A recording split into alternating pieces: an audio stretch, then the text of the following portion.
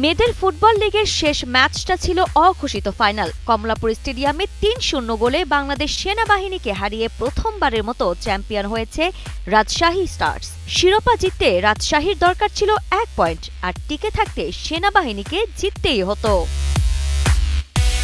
প্রথমার্ধে দুই দলই ভালো খেললেও কেউ গোল করতে পারেনি। রাজশাহীর একটি ফ্রি কিক থেকে গোল হয়নি, আর সেনাবাহিনীও কয়েকটি ভালো সুযোগ নষ্ট করে। তবে বিরতির আগে শিউলি আজিম নিশ্চিত গোল বাঁচান।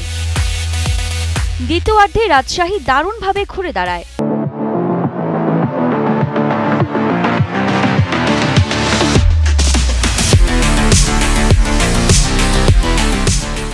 সুরভি আকন্দের পাস থেকে আলপি আক্তার প্রথম গোল করেন।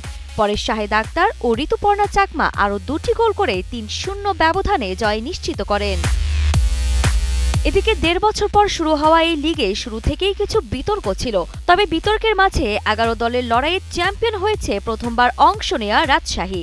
এছাড়া সেনাবাহিনী ও ফরাশগঞ্জ ভালো করেছে। তবে গতবারের চ্যাম্পিয়ন নাসরিন স্পোর্টস একাডেমি এবার ভালো করতে পারেনি, আর বসুন্ধরা কিংস এবারের লিগে অংশ নেয়নি। আরিফা জাহান পিনন, কালের কণ্ঠ।